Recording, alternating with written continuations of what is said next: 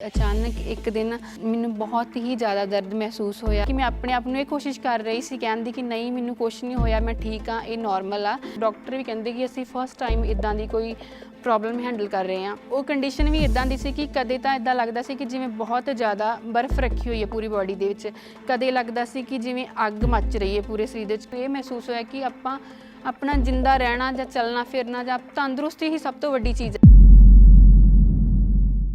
सत श्री अकाल, मेरा नाम मनिंदर कौर है। मैं पिंड बरनाला तो आई हाँ। तो मेरे परिवार में मेरे मम्मी पापा तो असी 3 सिस्टर्स हाँ।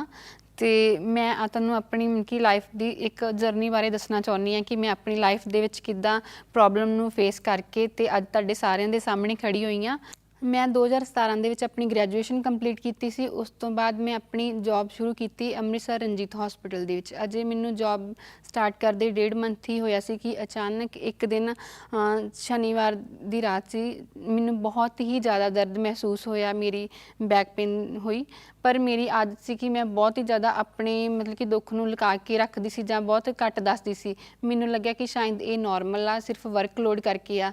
ਤੇ ਮੈਨੂੰ ਰਾਤ ਨੂੰ ਇੰਨਾ ਜ਼ਿਆਦਾ ਦਰਦ ਸੀ ਕਿ ਮੇਰੇ ਤੋਂ ਟੋਲਰੇਟ ਨਹੀਂ ਸੀ ਹੋ ਰਿਹਾ, ਪਰ ਮੈਂ ਫਿਰ ਵੀ ਰਾਤ ਵਾਰ-ਵਾਰ ਉੱਠ ਕੇ 10-10 ਮਿੰਟ ਬਾਅਦ ਕਦੀ ਆਪਣੀ ਮੈਡੀਸਨ ਲੈਂਦੀ, ਕਦੀ ਜੋ ਵੀ ਘਰੇ ਪਈ ਹੋਈ ਸੀ ਜਾਂ ਫਿਰ ਮੈਂ ਆਪਣੀ ਆਇਨਮੈਂਟ ਲਗਾਉਂਦੀ, ਪਰ ਕੋਈ ਉਹਦਾ ਅਸਰ ਨਹੀਂ ਸੀ ਹੋ ਰਿਹਾ। ਉਹ ਦਰਦ ਇੰਨਾ ਜ਼ਿਆਦਾ ਸੀ ਕਿ ਪਰ ਮੈਂ ਫਿਰ ਵੀ ਉਸ ਨੂੰ ਬਰਦਾਸ਼ਤ ਕੀਤਾ। ਮੈਨੂੰ ਸੀ ਕਿ ਮੈਂ ਇਸ ਟਾਈਮ ਆਪਣੇ ਘਰਦਿਆਂ ਨੂੰ ਇੱਦਾਂ ਉਠਾ ਕੇ ਤੰਗ ਨਹੀਂ ਕਰਨਾ।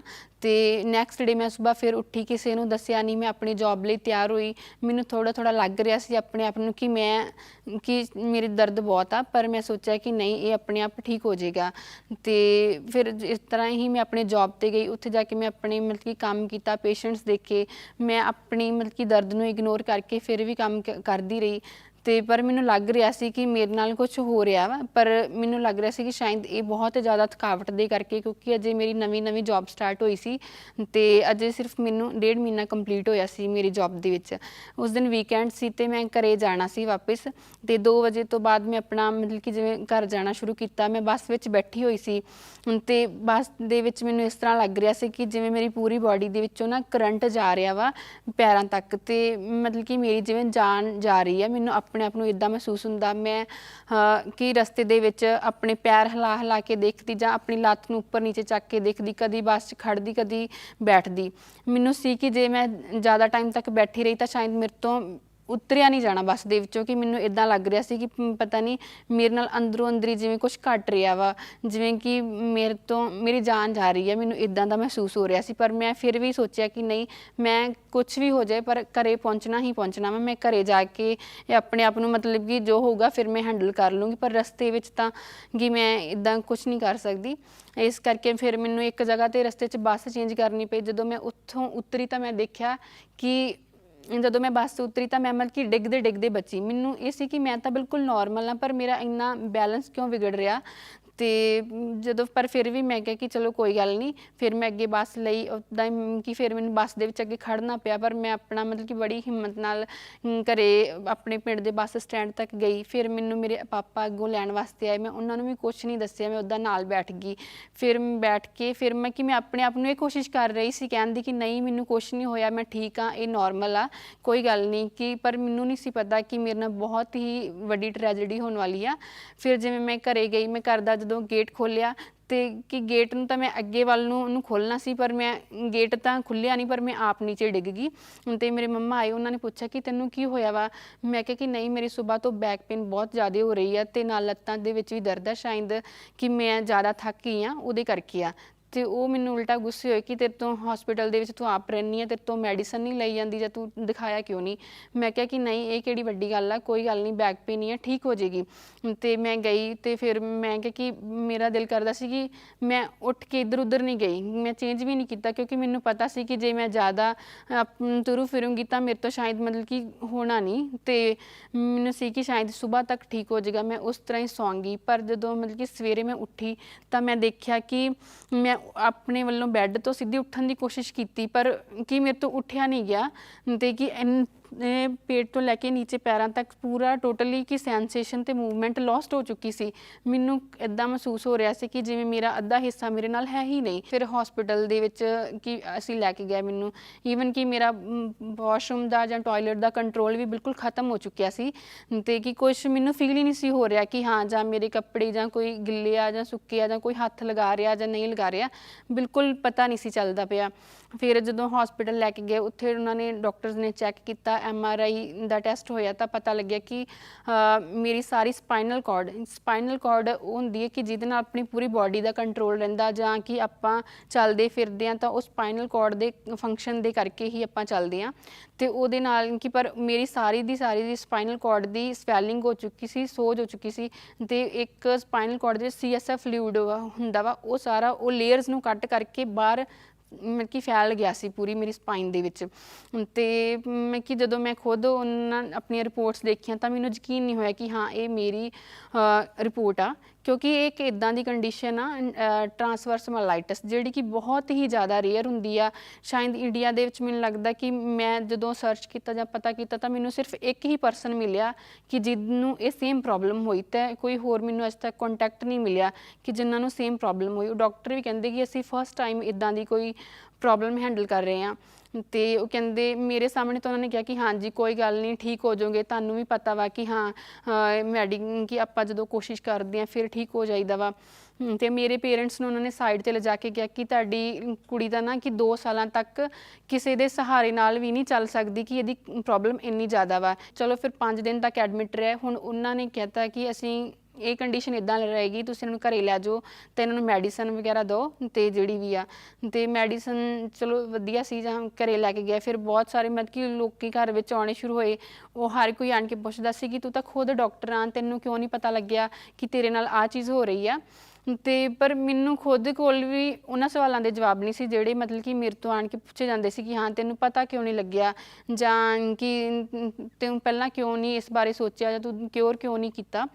ते पर एक कंडीशन ही इदां दी रेयर सी कि मेरे ना तां टैसट दे विच कोई रीजन आया कि इहदा कारण ये आ जिहदे करके इन्नी ज़्यादा दिक्कत हुई आ। पर कि कई लोग तो ये भी कहते सी कि हाँ चलो जो भी हुंदा वा हुण इहनूं असैप्ट करना पऊगा जां फिर कि कुड़ी आ कुड़ी लई तां होर भी औखा, रब नूं इदां नहीं सी करना चाहिदा कि पढ़ाया लिखाया हुण तां इहदा काम करन दा टाइम सी ते पर हुण ये खुद ही मतलब कि बोझ बन गई आ जां कुछ भी।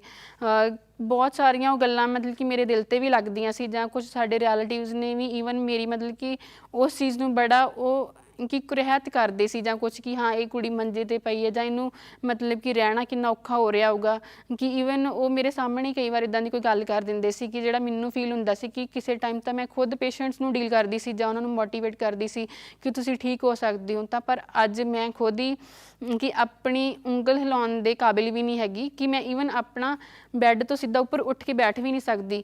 मैनूं साइड लैण वास्ते भी मेरे मम्मा नूं बुलाउणा पैंदा सी। वो कंडीशन भी इदां दी सी कि कदे तां इदां लगदा सी कि जिवें बहुत ज़्यादा बर्फ रखी हुई है पूरी बॉडी दे विच, कदे लगदा सी कि जिवें अग मच रही है पूरे शरीर दे विच, कदे लगदा सी कि बहुत ही ज़्यादा भार रखिया होया वा कि बस आपां नूं फीलिंग आउंदी सी पर आपां उहनूं दूर करन लई कुछ नहीं सी करदे। जे बाहरों कुछ ठंडा अप्लाई करदे सी तां वो बहुत ज़्यादा ठंडा लगदा सी, जे गर्म अप्लाई करदे सी तां वो चीज़ मतलब कि अग वांगू लगदी सी। ते कदे इदां लगदा सी कि बहुत ही ज़्यादा करंट किसी ने मतलब कि मेरी बॉडी दे विच छड्ड दित्ता। कोई ईवन कोल दी भी लंघदा सी तां मैनूं उहदी धमक नाल भी महसूस हुंदा सी कि मेरा उहदे मेरी बॉडी दे विच उस चीज़ दा भी किन्ना असर जा रिहा। उस चीज़ करके कि मेरे कोल कोई ऑप्शन नहीं सी उस चीज़ नूं टॉलरेट करन लई। पर मैं उस चीज़ नूं भी हौली हौली समझिया जां देखिया कि ये पेन आ, जे आपां मतलब कि आपां अपना माइंड सैट ही इदां दा बनाया होया कि पेन सानूं दुखी करदी है, पर जे आपां अपने माइंड नूं डाइवर्ट करदे आ तां ये भी चीज़ आपां कि उहदे तों भी आपां की कह सकदे हां कि उहदे तों भी उपर उठ सकदे आ। मैं फिर बुक्स पढ़नियां शुरू करतियां। इदां हुंदा सी कि सारी सारी रात मैनूं लग रिहा सी कि मेरे बॉडी दे विच कदी एक सैंसेशन आउंदी सी ते एक जांदी सी कि कदी कुछ हो रिहा कदी कुछ हो रिहा। पर फिर मतलब कि शायद जां मैनूं आदत बन चुकी सी ते मैं साइड ते अपनियां बुक्स पढ़दी रहिंदी। मैं अपने मतलब कि गौरमेंट जॉब दी नाल तैयारी भी कर रही सी, फिर जां होर भी बुक्स वगैरह पढ़दी ते चलो इदां फिर हौली हौली कि थोड़ा 2 महीने तक इदां चलिया। ਤੇ ਪਰ ਮੈਂ ਜਦੋਂ ਮਤਲਬ ਕਿ ਫਰੀ ਜਦੋਂ ਵੀ ਮਤਲਬ ਕਿ ਆਪਣੇ ਬੈੱਡ ਤੇ ਹੁੰਦੀ ਸੀ, ਮੈਂ ਇਹੀ ਸੋਚਦੀ ਸੀ ਕਿ ਨਹੀਂ, ਮੈਂ ਪਹਿਲਾਂ ਇੱਦਾਂ ਚੱਲਦੀ ਸੀ, ਇੱਥੋਂ ਮੈਂ ਉੱਥੋਂ ਤੱਕ ਇੱਦਾਂ ਚੱਲ ਕੇ ਜਾਂਦੀ ਸੀ। ਜਦੋਂ ਮੈਂ ਚੱਲਦੀ ਸੀ ਤਾਂ ਮੈਨੂੰ ਇੱਦਾਂ ਦਾ ਮਹਿਸੂਸ ਹੁੰਦਾ ਸੀ। ਉਹ ਫੀਲਿੰਗ ਨੂੰ ਮੈਂ ਹਰ ਵਕਤ ਫੀਲ ਕਰਦੀ ਸੀ। ਮੈਂ ਮਤਲਬ ਕਿ ਪਈ ਪਈ ਇਹ ਮਹਿਸੂਸ ਕਰਦੀ ਸੀ ਕਿ ਹਾਂ, ਮੇਰੀ ਲੱਤ ਹਿੱਲ ਰਹੀ ਆ, ਮੇਰੀਆਂ ਪੈਰਾਂ ਦੀਆਂ ਉਂਗਲਾਂ ਹਿੱਲ ਰਹੀਆਂ ਵਾ, ਮੈਂ ਮਤਲਬ ਕਿ ਇੱਥੋਂ ਤੁਰ ਕੇ ਉੱਥੇ ਜਾਣਾ ਵਾ, ਤਾਂ ਮੈਂ ਕਿੱਦਾਂ ਚੱਲੂੰਗੀ, ਕਿਹੜਾ ਕਦਮ ਪਹਿਲਾਂ ਰੱਖੂੰਗੀ। ਤੇ ਪੂਰੇ 2 ਦਸੰਬਰ ਨੂੰ ਮੈਨੂੰ ਇਹ ਪ੍ਰੋਬਲਮ ਹੋਈ ਸੀ, ਤੇ ਜਨਵਰੀ ਲਾਸਟ ਤੇ ਜਾ ਕੇ ਇੱਕ ਦਿਨ ਕਿ ਮੇਰੇ ਪੈਰਾਂ ਦੀ ਬਿਲਕੁਲ ਮਾਈਨਰ ਜੀ, ਜਿਵੇਂ ਆਪਾਂ ਕਹਿ ਦਿੰਦੇ ਅੱਖ ਦੇ ਫਰਕੇ ਜਿੰਨੀ ਮੂਵਮੈਂਟ ਹੋਈ, ਤਾਂ ਮੈਨੂੰ ਬਹੁਤ ਹੀ ਜ਼ਿਆਦਾ ਮਤਲਬ ਕਿ ਉਸ ਦਿਨ ਖੁਸ਼ੀ ਮਹਿਸੂਸ ਹੋਈ। ਮੈਨੂੰ ਲੱਗਿਆ ਕਿ ਹਾਂ, ਸੱਚਮੁੱਚ ਮਤਲਬ ਕਿ ਇਹੀ ਮਤਲਬ ਕਿ ਲਾਈਫ ਦਾ ਬੈਸਟ ਮੂਮੈਂਟ ਆ, ਜਦੋਂ ਕਿ ਮੈਨੂੰ ਇਹ ਮਹਿਸੂਸ ਹੋਇਆ ਕਿ ਆਪਾਂ ਆਪਣਾ ਜਿੰਦਾ ਰਹਿਣਾ ਜਾਂ ਚੱਲਣਾ ਫਿਰਨਾ ਜਾਂ ਤੰਦਰੁਸਤੀ ਹੀ ਸਭ ਤੋਂ ਵੱਡੀ ਚੀਜ਼ ਹੈ। ਜੇ ਇਹ ਨਹੀਂ ਆ ਤਾਂ ਆਪਣੇ ਸਾਹਮਣੇ ਕੁਛ ਵੀ ਨਹੀਂ ਹੈ। ਕਿਉਂਕਿ ਮੈਂ ਉਹ ਕੰਡੀਸ਼ਨ ਦੇਖੀ ਸੀ ਕਿ ਜਿੱਥੇ ਮੈਂ ਹੁਣ ਕਿ ਕੁਛ ਜੇ ਮੇਰੇ ਕੋਲ ਕੈਪੇਬਿਲਿਟੀ ਹੋਵੇ ਵੀ, ਪਰ ਮੈਂ ਤਾਂ ਵੀ ਕੁਛ ਨਹੀਂ ਸੀ ਕਰ ਸਕਦੀ ਜਿੰਨਾ ਟਾਈਮ ਮਤਲਬ ਕਿ ਮੈਂ ਆਪਣੇ ਪੈਰਾਂ 'ਤੇ ਆਪ ਨਹੀਂ ਚੱਲ ਸਕਦੀ ਸੀ। ਫਿਰ ਮੀਨਸ ਕਿ ਮੈਨੂੰ ਉਹ ਬਹੁਤ ਵਧੀਆ ਸਾਈਨ ਲੱਗਿਆ ਕਿ ਹਾਂ, ਕਿ ਮੈਂ ਜੇ ਇੰਨਾ ਕੁ ਮੂਵਮੈਂਟ ਹੋ ਸਕਦੀ ਹੈ ਤਾਂ ਮੇਰੀ ਪੂਰੀ ਮੂਵਮੈਂਟ ਵੀ ਹੋ ਸਕਦੀ ਆ।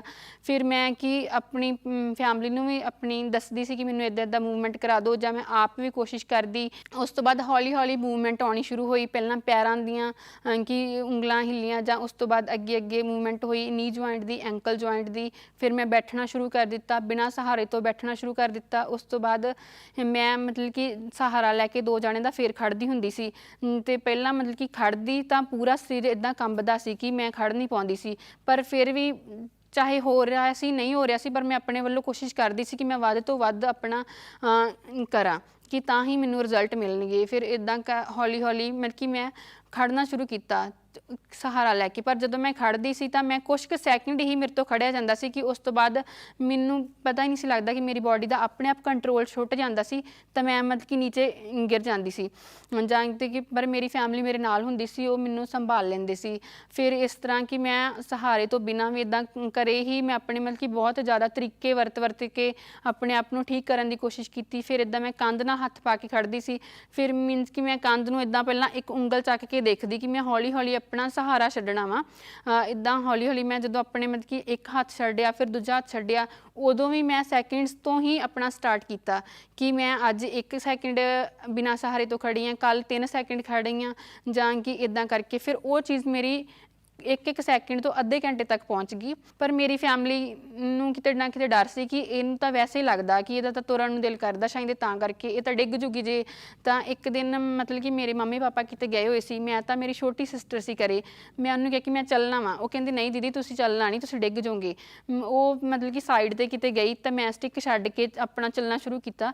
ਪਰ ਮੈਂ ਕਿ ਬਹੁਤ ਟੇਢਾ ਮੇਢਾ ਚੱਲੀ, ਪਰ ਮੈਂ 10 ਕਦਮ ਚੱਲ ਲਿਆ। ਮਤਲਬ ਕਿ ਉਸ ਚੀਜ਼ ਨੂੰ ਮੈਨੂੰ ਇੰਨਾ ਜ਼ਿਆਦਾ ਵਧੀਆ ਮਹਿਸੂਸ ਹੋਇਆ ਕਿ ਸ਼ਾਇਦ ਮੈਂ ਜੋ ਗੋਲ ਆਪਣਾ ਏਮ ਸੈੱਟ ਕੀਤਾ ਸੀ ਉਹਦੇ ਮੈਂ ਬਹੁਤ ਨੇੜੇ ਆ ਗਈ ਹਾਂ। ਫਿਰ ਮੈਂ ਆਪਣੇ ਮੰਮਾ ਹੋਰਾਂ ਨੂੰ ਵੀ ਦੱਸਿਆ ਕਿ ਮੈਂ ਮੰਮਾ ਅੱਜ ਫਿਰ ਦੁਬਾਰਾ ਤੋਂ ਚੱਲਣ ਲੱਗ ਗਈ। ਮੈਂ ਸੋਚਦੀ ਹੁੰਦੀ ਸੀ ਕਿ ਜਦੋਂ ਮੈਂ ਨੋਰਮਲ ਸੀ ਉਦੋਂ ਤਾਂ ਮੈਂ ਕਦੀ ਇਹ ਖੁਸ਼ੀ ਮਹਿਸੂਸ ਹੀ ਨਹੀਂ ਕੀਤੀ ਸੀ ਕਿ ਹਾਂ ਮੈਂ ਚੱਲਦੀ ਹਾਂ ਜਾਂ ਇਹ ਚੱਲਣਾ ਆਪਣੇ ਲਈ ਕਿੰਨਾ ਇੰਪੋਰਟੈਂਟ ਆ, ਅਤੇ ਹੁਣ ਉਹੀ ਚੀਜ਼ ਮੈਨੂੰ ਇੰਨੀ ਜ਼ਿਆਦਾ ਇਫੈਕਟ ਕਰ ਰਹੀ ਹੈ। ਫਿਰ ਮੈਂ ਸੋਚਿਆ ਕਿ ਨਹੀਂ, ਮੈਂ ਆਪਣੀ ਹੈਲਥ ਨੂੰ ਹੋਰ ਜ਼ਿਆਦਾ ਇੰਪਰੂਵ ਕਰਨਾ। ਫਿਰ ਈਵਨ ਕਿ ਮੈਂ ਹੋਰ ਜ਼ਿਆਦਾ ਕਰਦੀ ਰਹੀ ਐਕਸਰਸਾਈਜ਼। ਈਵਨ ਕਿ ਮੈਂ ਜਦੋਂ ਖੁਦ ਐਕਸਰਸਾਈਜ਼ ਕਰਨ ਦੇ ਕਾਬਿਲ ਹੋ ਗਈ ਤਾਂ ਮੈਂ ਹਰ ਵਕਤ ਹੀ ਐਕਸਰਸਾਈਜ਼ ਕਰਦੀ ਸੀ, ਕਿ ਮੈਂ 1 ਸੈਕਿੰਡ ਵੀ ਆਪਣਾ ਇੱਧਰ ਉੱਧਰ ਨਹੀਂ ਸੀ ਜਾਣ ਦਿੰਦੀ। ਫਿਰ ਹੌਲੀ ਹੌਲੀ ਇੰਪਰੂਵਮੈਂਟ ਹੋਈ ਕਿ ਮੈਂ ਈਵਨ ਫਿਰ ਬਾਅਦ ਵਿੱਚ ਆਪਣੇ ਪਿੰਡ ਦੇ ਵਿੱਚ ਵੀ ਆਉਣਾ ਜਾਣਾ ਸ਼ੁਰੂ ਕੀਤਾ, ਜਾਂ ਤੁਰਨਾ ਫਿਰਨਾ। ਫਿਰ ਉਹੀ ਕਈ ਸਾਡੇ ਪਿੰਡ ਦੇ ਲੋਕ ਜਿਹੜੇ ਕਹਿੰਦੇ ਸੀ ਕਿ ਇਹ ਤਾਂ ਕੁੜੀ ਆਪਣੀ ਜੋਬ ਦੇ ਵਿੱਚ ਵਾਪਸ ਤਾਂ ਦੂਰ ਜਾਣ ਦੀ ਗੱਲ, ਇਹ ਤਾਂ ਆਪਣੇ ਆਪ ਜੋਗੀ ਨਹੀਂ ਹੋ ਸਕਦੀ, ਜੇ ਇਹ ਠੀਕ ਹੋ ਜੇ ਜਾਂ ਇਹ ਆਪਣੇ ਆਪ ਜੋਗੀ ਹੋ ਜੇ, ਇਹੀ ਬਹੁਤ ਵੱਡੀ ਗੱਲ ਆ।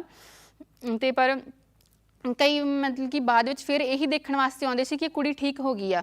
ਤਾਂ ਫਿਰ ਮੈਂ ਸੋਚਿਆ ਕਿ ਹੁਣ ਮੈਂ ਆਪਣਾ ਠੀਕ ਹੋ ਗਈ ਹਾਂ, ਪਰ ਮੈਂ ਹੁਣ ਆਪਣਾ ਪ੍ਰੋਫੈਸ਼ਨ ਦੇ ਵਿੱਚ ਵੀ ਵਾਪਸ ਜਾਣਾ ਵਾ, ਜੋ ਮੇਰਾ ਏਮ ਆ ਮੈਂ ਉਹਨੂੰ ਪੂਰਾ ਕਰਨਾ ਵਾ। ਅਤੇ ਸਾਡਾ ਫਿਜ਼ੀਓਥੈਰੇਪੀ ਜੋਬ ਇੱਦਾਂ ਦੀ ਹੈ ਕਿ ਜਿਹਦੇ ਵਿੱਚ ਆਪਾਂ ਨੂੰ ਕਾਫੀ ਫਿਜ਼ੀਕਲ ਐਫਰਟਸ ਲਾਉਣੀਆਂ ਪੈਂਦੀਆਂ ਨੇ। ਫਿਰ ਉਹਦੇ ਵਾਸਤੇ ਵੀ ਮੈਂ ਆਪਣਾ ਮਤਲਬ ਕਿ ਘਰੇ ਵੱਧ ਤੋਂ ਵੱਧ ਵਿਗਰਸ ਐਕਟੀਵਿਟੀਜ਼ ਕਰਨ ਦੀ ਕੋਸ਼ਿਸ਼ ਕੀਤੀ। ਮੈਨੂੰ ਪੇਰੈਂਟਸ ਮੇਰੇ ਰੋਕਦੇ ਸੀ ਕਿ ਨਾ ਕਰ, ਸ਼ਾਇਦ ਕਿਤੇ ਤੈਨੂੰ ਫਿਰ ਤੋਂ ਨਾ ਕੋਈ ਪ੍ਰੋਬਲਮ ਹੋ ਜੇ, ਪਰ ਮੈਨੂੰ ਸੀ ਸੀ ਕਿ ਨਹੀਂ ਕਰਨਾ ਵਾ। ਬਾਕੀ ਫਿਰ ਉਸ ਤੋਂ ਬਾਅਦ ਮੈਂ ਅੰਮ੍ਰਿਤਸਰ ਦੇ ਵਿੱਚ ਦੁਬਾਰਾ ਕਈਆਂ ਥਾਵਾਂ 'ਤੇ ਜੋਬ ਵਾਸਤੇ ਅਪਲਾਈ ਕੀਤਾ, ਤਾਂ ਉਹਨਾਂ ਨੂੰ ਇੰਝ ਲੱਗਿਆ ਕਿ ਇਹ ਤਾਂ ਪਹਿਲਾਂ ਹੀ ਪ੍ਰੋਬਲਮ ਦੇ ਵਿੱਚੋਂ ਆਈ ਹੈ ਅਤੇ ਇਹ ਕਿੱਦਾਂ ਕਰ ਲਏਗੀ ਹੈਂਡਲ। ਮੈਨੂੰ ਰਿਜੈਕਸ਼ਨਸ ਮਿਲੀਆਂ, ਪਰ ਫਿਰ ਇੱਕ ਮੀਨਸ ਕਿ ਮੈਨੂੰ ਮਿਸ਼ਨ ਹੌਸਪੀਟਲ ਦੇ ਵਿੱਚ ਓਪਰਚੁਨਿਟੀ ਮਿਲੀ। ਉਹਨਾਂ ਨੇ ਮੈਨੂੰ ਮਤਲਬ ਕਿ ਮੌਕਾ ਦਿੱਤਾ, ਤਾਂ ਅੱਜ ਮੈਂ 6 ਮਹੀਨਿਆਂ ਤੋਂ ਉੱਥੇ ਜੋਬ ਕਰ ਰਹੀ ਹਾਂ ਅਤੇ ਈਵਨ ਇੰਨਾ ਵਧੀਆ ਰਿਸਪੌਂਸ ਆ ਕਿ ਕੋਈ ਮੈਨੂੰ ਦੇਖ ਕੇ ਜੱਜ ਵੀ ਨਹੀਂ ਕਰ ਪਾਉਂਦਾ ਕਿ ਮੈਂ ਆਹ ਕੰਡੀਸ਼ਨ ਦੇ ਵਿੱਚੋਂ ਨਿਕਲ ਕੇ ਆਈ ਹਾਂ।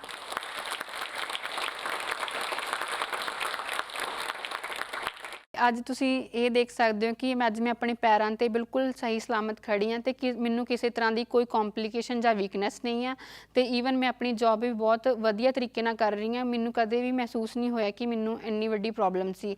ਬਾਕੀ ਮੈਂ ਇਹੀ ਮੈਸੇਜ ਇਹ ਦੇਣਾ ਚਾਹੁੰਦੀ ਹਾਂ ਕਿ ਆਪਣੀ ਵਿਲ ਪਾਵਰ ਅਤੇ ਆਪਣੀ ਫੈਮਿਲੀ ਦੀ ਸਪੋਰਟ, ਆਪਣੇ ਫਰੈਂਡਸ ਦੀ ਸਪੋਰਟ ਅਤੇ ਆਪਣੇ ਆਪ 'ਤੇ ਯਕੀਨ ਹੀ ਸਭ ਤੋਂ ਜ਼ਰੂਰੀ ਆ। ਜੇ ਤੇ ਆਪਾਂ ਇਹ ਸਭ ਚੀਜ਼ਾਂ ਆਪਣੇ ਨਾਲ ਲੈ ਕੇ ਚੱਲਦੇ ਹਾਂ ਤਾਂ ਆਪਾਂ ਆਪਣੀ ਕੋਈ ਵੀ ਲੜਾਈ ਜਿੱਤ ਸਕਦੇ ਹਾਂ, ਪਰ ਆਪਣੇ ਆਪ ਨੂੰ ਵੀ ਬਹੁਤ ਅਹਿਮੀਅਤ ਦਿਓ। ਆਪਾਂ ਤਾਂ ਹੀ ਹਾਂ ਜੇ ਆਪਣੀ ਸਿਹਤ ਠੀਕ ਹੈ। ਦੇ ਕਈ ਵਾਰੀ ਆਪਾਂ ਆਪਣੇ ਕੰਮਾਂ ਕਾਰਾਂ ਦੇ ਵਿੱਚ ਜਾਂ ਹੋਰਨਾਂ ਚੀਜ਼ਾਂ ਕਰਕੇ ਆਪਾਂ ਆਪਣੀ ਸਿਹਤ ਨੂੰ ਇਗਨੋਰ ਕਰਦੇ ਹਾਂ, ਜੋ ਕਿ ਬਿਲਕੁਲ ਗਲਤ ਆ। ਜੇ ਆਪਣੇ ਕੋਲ ਆਪਣੀ ਸਿਹਤ ਹੀ ਨਹੀਂ ਤਾਂ ਫਿਰ ਆਪਣੇ ਕੋਲ ਸਾਰੀਆਂ ਖੁਸ਼ੀਆਂ ਉਹਦੇ ਸਾਹਮਣੇ ਛੋਟੀਆਂ ਨੇ। ਇਸ ਵੀਡੀਓ ਬਾਰੇ ਆਪਣੀ ਰਾਏ ਕਮੈਂਟ ਸੈਕਸ਼ਨ ਵਿੱਚ ਸਾਨੂੰ ਦੱਸੋ ਅਤੇ ਆਪਣੇ ਮਿੱਤਰਾਂ ਨਾਲ ਇਹ ਵੀਡੀਓ ਸ਼ੇਅਰ ਕਰਨਾ ਨਾ ਭੁੱਲਿਓ।